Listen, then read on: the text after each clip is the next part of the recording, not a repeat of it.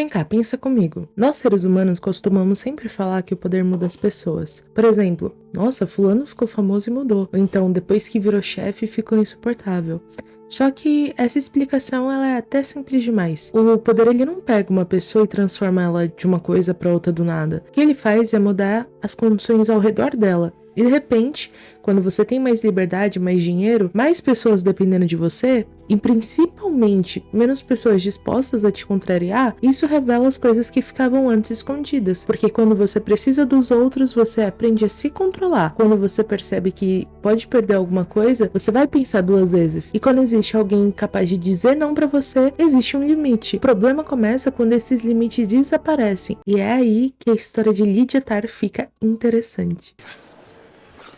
This is my score.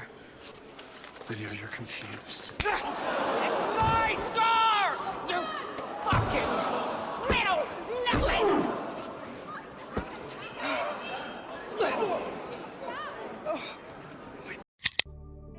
Imagina só, você passa anos construindo uma carreira. Você começa do baixo, você tem que trabalhar duro, estudar, você erra, aprende, conquista espaço, enfim, chega em algum ponto. Mas até chegar nesse ponto, e esse ponto que eu tô falando é um ponto em que as pessoas simplesmente assumem que você sabe o que você está fazendo de olhos fechados. Você entra em uma sala e todo mundo presta atenção. Você fala e as pessoas vão te escutar. Quando você toma uma decisão, ninguém questiona. Só que existe um problema. A falta de oposição também muda a maneira que você enxerga a si mesmo. Quando ninguém te contradiz, você começa a confundir autoridade com sempre estar certo. Ou quando ninguém te questiona as suas decisões, você começa a acreditar que questionar é uma afronta. Quando você passa tempo demais sendo tratado como uma pessoa excepcional, começa a ficar difícil separar.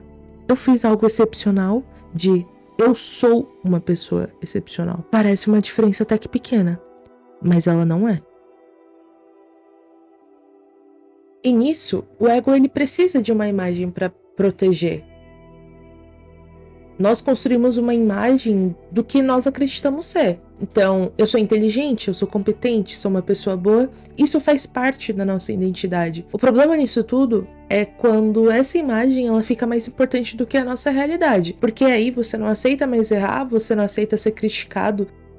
Ou então não aceita descobrir que alguém é melhor que você em alguma coisa. E não é porque você não consegue melhorar, mas porque admitir uma falha começa a parecer até mesmo uma ameaça contra quem você acredita ser. E aí você passa a defender a própria imagem em vez de corrigir o próprio comportamento. É uma diferença muito grande uma pessoa ouvir "você fez isso errado" e pensar "tá, eu preciso consertar realmente". Outra pode ouvir exatamente a mesma coisa e pensar "quem é você para falar comigo desse jeito?".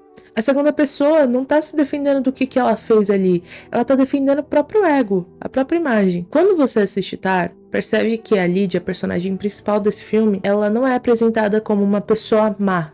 E isso é muito importante, porque as pessoas não funcionam assim. Ninguém acorda de manhã pensando "nossa, hoje eu quero ser uma pessoa horrível". A maioria das pessoas encontra justificativas para aquilo que ela faz. E a Lydia é extremamente inteligente. Ela é talentosa, disciplinada e sabe exatamente como usar essas características dela a favor. Ela sabe como entrar em uma conversa, como dominar o espaço, ela sabe intimidar o público e sabe fazer alguém se sentir pequeno sem precisar gritar.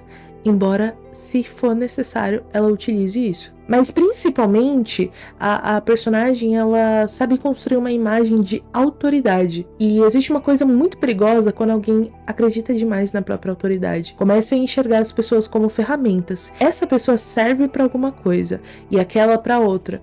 Essa pode me ajudar e aquela me atrapalha. E quando alguém deixa de enxergar o outro como uma pessoa e começa a enxergá-lo apenas com o que ele pode oferecer, as coisas se perdem. Isso acaba nos levando para uma coisa que nós fazemos o tempo inteiro, que nós confundimos a nossa competência com caráter. Se uma pessoa é muito inteligente, nós presumimos que ela tenha bom senso. Se ela é talentosa, presumimos que ela tenha essa sensibilidade em algum ramo em específico, por exemplo. E se ela chegou muito longe, presumimos que ela saiba lidar muito bem com pessoas e no mundo corporativo. Mas nem sempre funciona assim. Uma pessoa brilhante pode ser muito cruel. Ela pode ser extremamente competente, mas infelizmente completamente incapaz de reconhecer o próprio erro. Pode criar algo maravilhoso e tratar alguém de uma maneira horrível. Uma habilidade não garante uma virtude. E isso é importante porque quando admiramos muito alguém, começamos a dar crédito demais pra essa pessoa. Por exemplo, ela é genial, então tem um motivo. Não, uma coisa não prova a outra. O talento, ela vai explicar sim o que essa pessoa consegue fazer, mas ela não vai explicar quem é essa pessoa, quem essa pessoa escolheu ser. E a parte mais importante desse filme é muito confortável assistir uma história como essa e pensar, nossa, que pessoa horrível, porque aí a gente coloca ali de uma caixinha e acaba o assunto. Só que a história ela é muito mais interessante quando a gente traz isso pra nossa própria vida, porque como ela, você não precisa ter essa maestria toda ou ser famosa pra ter algum tipo de poder. Você pode ter um poder dentro de uma amizade, dentro da sua família, no seu trabalho, em qualquer lugar que você perceba que a outra pessoa depende muito mais de você do que você depende dela.